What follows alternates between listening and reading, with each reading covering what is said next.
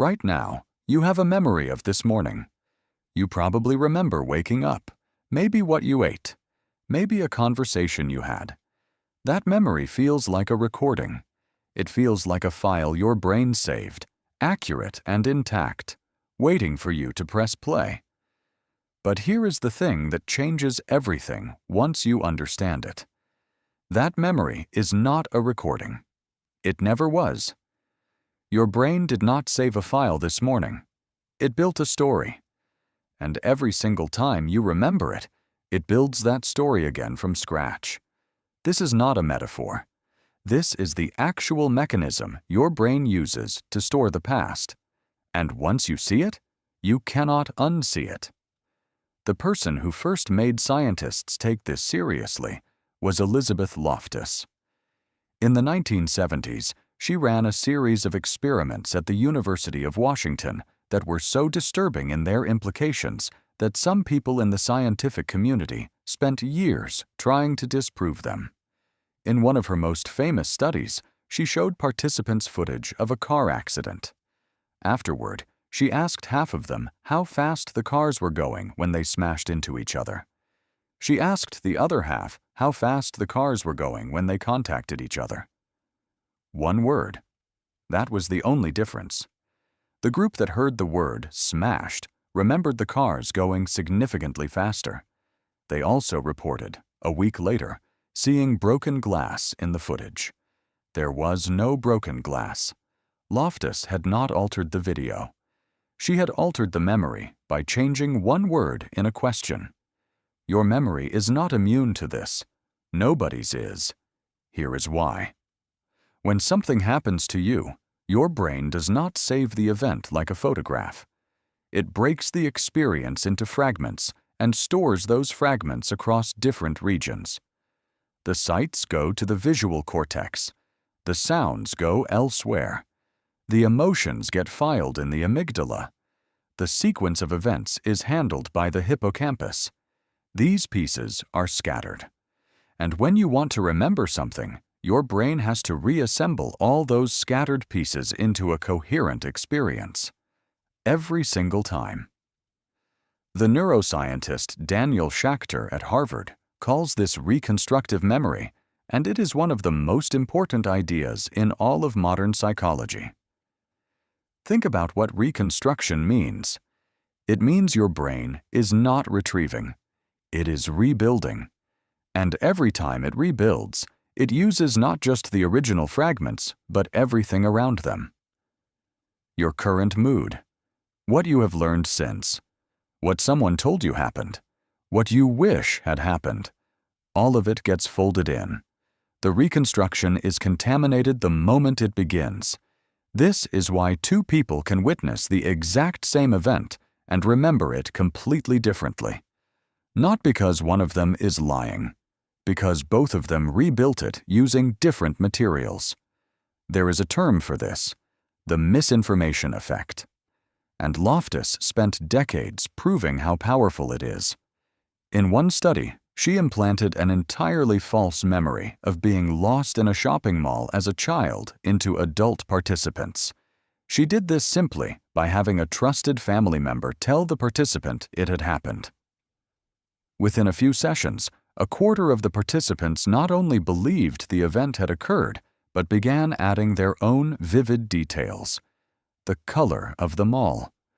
What the kind stranger who helped them looked like. Details that could not have come from anywhere because the event never happened. Your brain does not care whether a memory is real.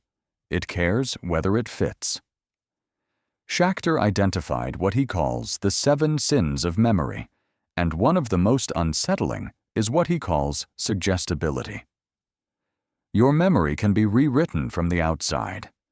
A leading question, a confident person telling you what happened, a conversation that plants a detail you then believe you witnessed yourself. This is not a flaw in weak or confused people. It is a feature of every human brain. The ability to update memories based on new information was probably useful for survival. If something dangerous happened near the river, and someone told you additional details about what made it dangerous, Your brain incorporating those details into your memory of the event could save your life.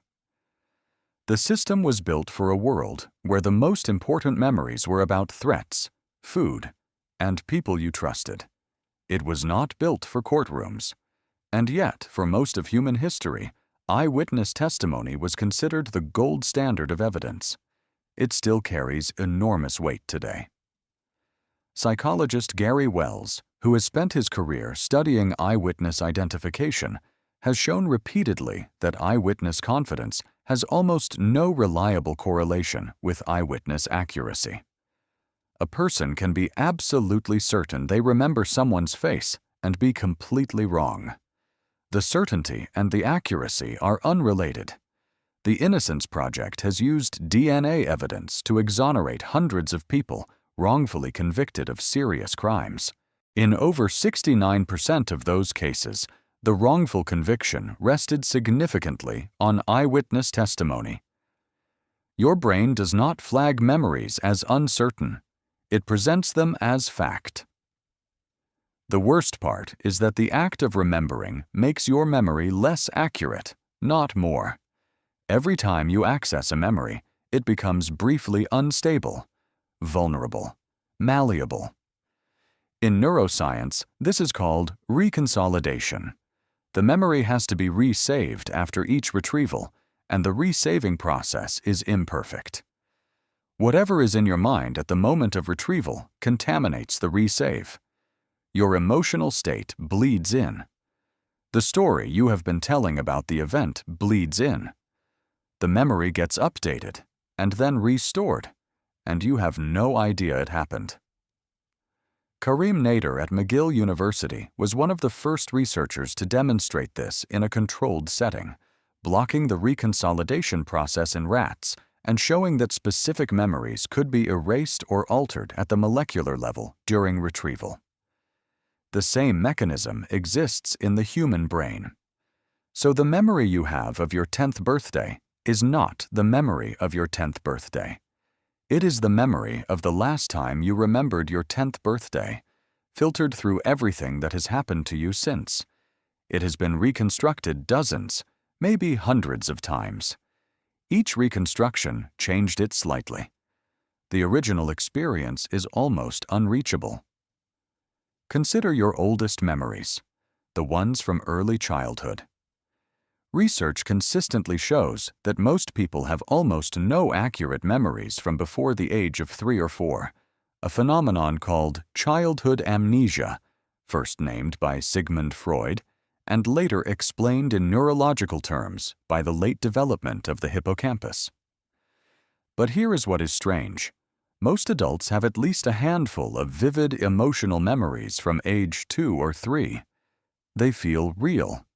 They feel detailed. Studies show that in many cases, these memories are assembled from photographs, stories told by family members, and the brain's natural tendency to fill in gaps with plausible fiction. You did not remember the birthday party. Someone showed you a photograph and told you a story, and your brain built a memory from that material and labeled it as yours. Your life story is partly something that happened to you, and partly something you wrote. This is not a reason to despair. Once you understand how memory actually works, something shifts. You stop trusting your resentments quite so absolutely.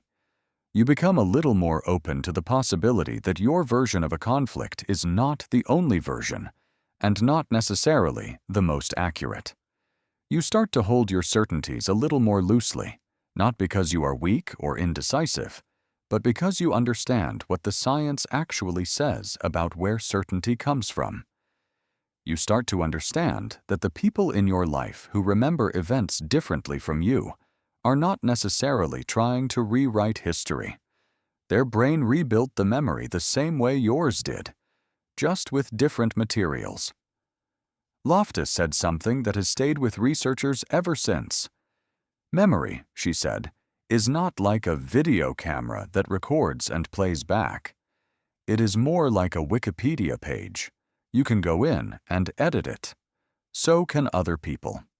You have been editing your Wikipedia page your entire life. So has everyone who has ever told you a story about yourself, asked you a question with an assumption baked in, or handed you a photograph and said, "Do you remember this?" Your memory is not a record of your past. It is a story your brain tells about your past. And like all stories, it says less about what happened and more about who you are now, what you need to believe, and what your brain decided was worth holding on to. Right now, you have a memory of this morning. You remember waking up, maybe what you ate, maybe a conversation you had. That memory feels like a recording, but now you know what it actually is. It is the first draft of a story your brain is already rewriting. By tomorrow, it will be slightly different. By next year, it will be different again. And the version you tell your children one day will be built from materials you cannot even identify yet. None of it is a lie. It is something stranger. It is the truth your brain decided to remember.